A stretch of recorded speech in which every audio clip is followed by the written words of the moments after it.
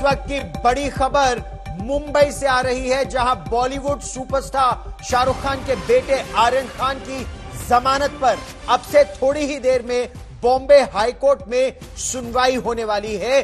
Bell की अर्जी पर आर्यन खान की पैरवी करने के लिए भारत के पूर्व अटॉर्नी जनरल मुकुल रोहतगी इस समय बॉम्बे हाईकोर्ट पहुंच चुके हैं। सुनवाई की सूची में आर्यन खान की अर्जी 57वें नंबर पर है।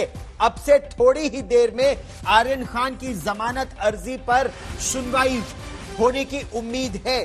3 आरोपी इस मुख्य सूची में है। इसमें आर्यन खान, उनके साथ अरबाज मर्चेंट और मुनमुन धमेचा, ये 3 अर्जियां आने वाली है। नारकोटिक्स कंट्रोल ब्यूरो ने एक हलफनामा, एक एफिडेविट दायर किया और जमानत का पुरजोर विरोध किया है। क्या कहना है नारकोटिक्स कंट्रोल ब्यूरो का? एनसीबी ने अपने जवाब में कहा है कि जांच को प्रभावित करने की कोशिश हो रही है। नारकोटिक्स कंट्रोल ब्यूरो ने शाहरुख खान की मैनेजर पूजा ददलानी पर जांच को प्रभावित करने का गंभीर आरोप लगाया है। प्रभाकर सैल के हलफनामे को इसका आधार बताया है नारकोटिक्स कंट्रोल ब्यूरो ने। एनसीबी ने रिया चक्रवर्ती केस का भी जिक्र किया और रिया चक्रवर्ती केस का जिक्र करते हुए बॉम्बे हाईकोर्ट में यह कहा है कि एनडीपीएस एक्ट की तरह गुनाह गैर जमानती है। मुंबई ड्रग्स केस में जेल में बंद आर्यन खान फिलहाल जेल में रहेंगे या सलाखों से आज बाहर आएंगे? बॉम्बे हाईकोर्ट के सामने यह बड़ा प्रश्न है। इस केस में अपडेट यह है कि देश के पूर्व अटॉर्नी जनरल मुकुल रोहतगी आज आर्यन खान की जमानत अर्जी की पैरवी करेंगे बॉम्बे हाईकोर्ट में और अब से थोड़ी ही देर में यह मामला आने वाला है। हालांकि नारकोटिक्स कंट्रोल ब्यूरो ने पंचनामा का जो प्रत्यक्षदर्शी है प्रभाकर सैल, उसका हलफनामा दाखिल का जिक्र किया है।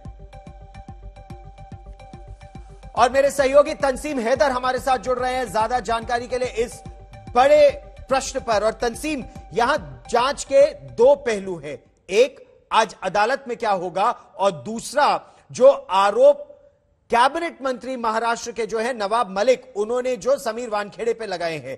पहले हम कोर्ट में क्या होगा उसकी बात करते हैं। नारकोटिक्स कंट्रोल ब्यूरो किन किन आधार पर फिलहाल जमानत का विरोध कर रहा है और क्यों?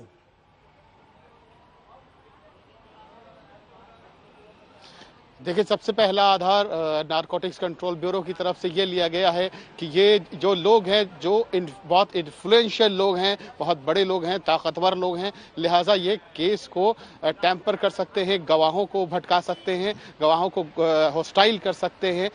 पहला जो वो लिया, इसलिए इनको किसी भी हालत में बेल ना दी जाए, पहला जो पॉइंट है। उसके अलावा इन्होंने जो दूसरा पॉइंट है वो इंपॉर्टेंट पॉइंट है कि इन्होंने जो चैट्स दिखाए हैं, जो आर्यन खान के चैट स्टैब्लिश किए हैं, वो कोर्ट में दिखाए जा रहे हैं कि कहीं ना कहीं इनका जो था संबंध जो था वो ड्रग्स से स्टैब्लिश होता है उन चैट्स के जरिए, व्हाट्सएप चैट्स के जरिए। लिहाजा अभी हमें और इन्वेस्टिगेशन करनी है, इसमें और भी जांच करनी है और गिरफ्तारियां करनी है। लिहाजा इनको अभी जमानत ना दी जाए। तो ये 2 बड़ी चीजें हैं जिन्हें लेकर एनसीबी कोर्ट में इस जमानत का विरोध करेगी पूरी तौर से, और ऑफिसर्स भी कह चुके हैं कि हम इस जमानत का पूरी तरह से विरोध करेंगे।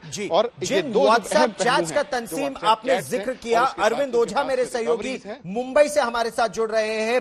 अरविंद, व्हाट्सएप चैट्स और आईफोन पर कुछ चैट्स का जिक्र नारकोटिक्स कंट्रोल ब्यूरो का कहना है, यह दिखाता है कि यह केवल ड्रग अब्यूज का नहीं या ड्रग यूज का नहीं, और भी संगीन मामला है।